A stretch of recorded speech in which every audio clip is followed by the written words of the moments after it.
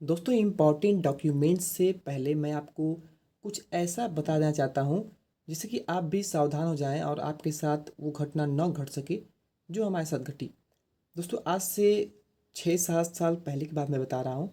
हम थे और मित्र हमारे थे, दोनों को बुलाया गया था गवर्नमेंट पॉलिटेक्निक मिर्ज़ापुर में। ठीक है, गवर्नमेंट पॉलिटेक्निक मिर्ज़ापुर में हमको बुलाया गया था डॉक्यूमेंट वेरिफिकेशन के लिए। और जब हम वहाँ पे पहुँचे तो क्या हुआ कि ये जो हमारे थे भाई साहब, ये क्या किए कि ये तो डॉक्यूमेंट लाना ही भूल गए। ये थे तो बहुत ही चालाक व्यक्ति, पर ये डॉक्यूमेंट लाना ही भूल गए। तो चालाक इसलिए थे कि इन्होंने किया क्या था, ये तो डॉक्यूमेंट तो लाना भूल गए, पर इन्होंने एक चालाकी ये की कि इन्होंने जितना भी डॉक्यूमेंट था इनका, उस सभी को इन्होंने स्कैन करके अपने फ़ोन में रखा हुआ था। तो हुए ना चालाक व्यक्ति। इतने चालाक थे ये कि इन्होंने सारे के सारे जो डॉक्यूमेंट थे ना, सभी को स्कैन करके अपने फ़ोन में रखा हुआ था। तो क्या हुआ, जैसे ही हमें पता चला, दौड़ते हुए हम किसी पास के एक साइबर पे गए और जितने भी डॉक्यूमेंट थे, हमें कुछ पैसे लगे, पर जितने भी डॉक्यूमेंट थे सभी को हमने तुरंत प्रिंट करवा लिया और समय पर उनका एडमिशन जो है वो हो पाया। दोस्तों लास्ट डेट था एडमिशन का और भाग्य से ही उनका एडमिशन हो पाया। तो आपके साथ ये गलती ना हो इसलिए मैंने आपको ये बताना चाहा। तो हो सके तो आप भी ये काम ज़रूर करिए। बहुत छात्र ऐसे करते हैं कि वो सीधे डॉक्यूमेंट लेकर ही जाते हैं। ठीक है, तो आप ऑटो जाते हैं, आप किसी अपने सेल्फ साधन से जाते हैं, तो हो सकता है कि आपका डॉक्यूमेंट बीच रास्ते में किसी कारण, ऐसा होना नहीं चाहिए पर बहुत रेयर केस में ऐसा होता है, तो आपको ऐसा कुछ न भुगतना पड़े। ठीक है, डॉक्यूमेंट जो है आपको स्कैन करके फ़ोन में रखना ही चाहिए। आपके जितने भी डॉक्यूमेंट हैं उनको फ़ोन में आपको रखना ही चाहिए, ये कहने वाली बात नहीं है। तो आप सिक्योर रहिए, आप ये काम हो सके तो कर लीजिए।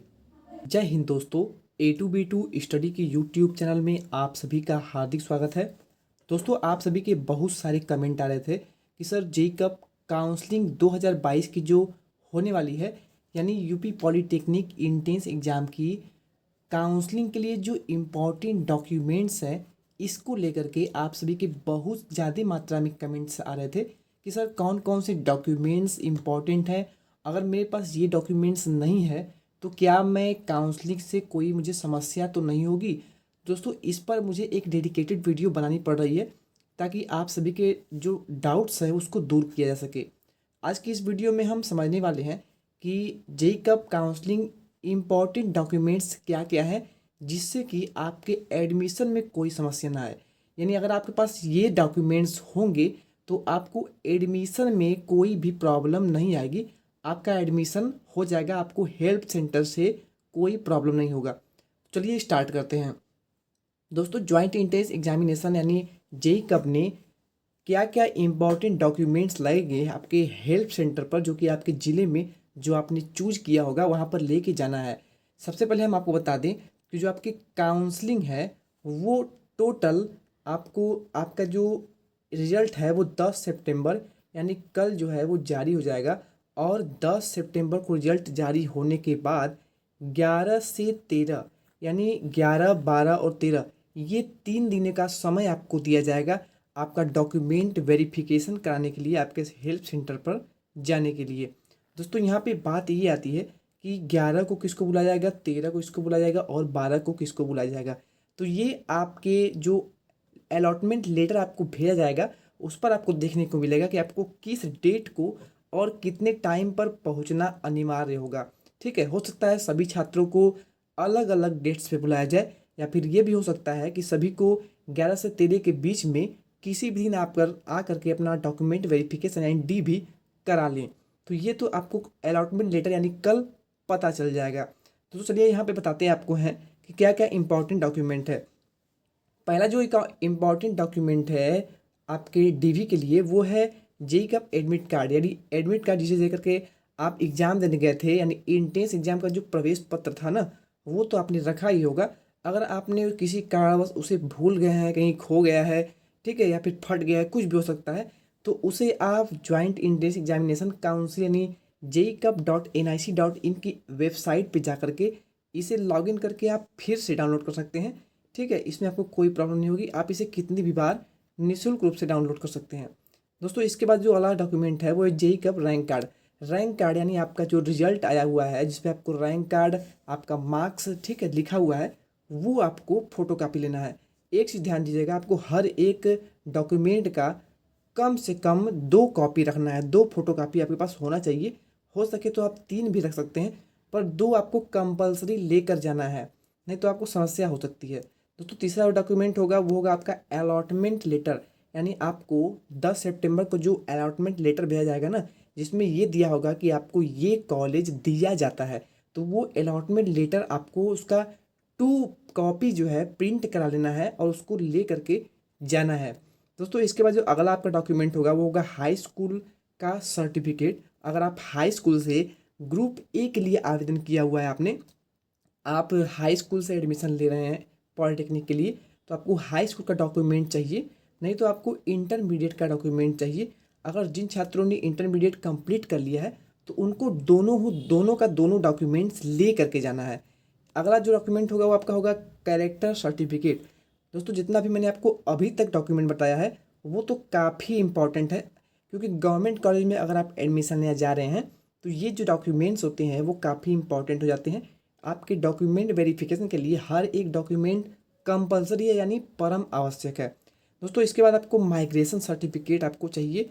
माइग्रेशन सर्टिफिकेट अगर आप नहीं जानते हैं कैसे बनवाना है, आपको 1 से 2 दिन के बीच में इसको बनवाना है, आपके पास नहीं है, या फिर कैरेक्टर सर्टिफिकेट, तो दोस्तों इसके लिए हमने एक डेडिकेटेड वीडियो ऑलरेडी बना रखा है।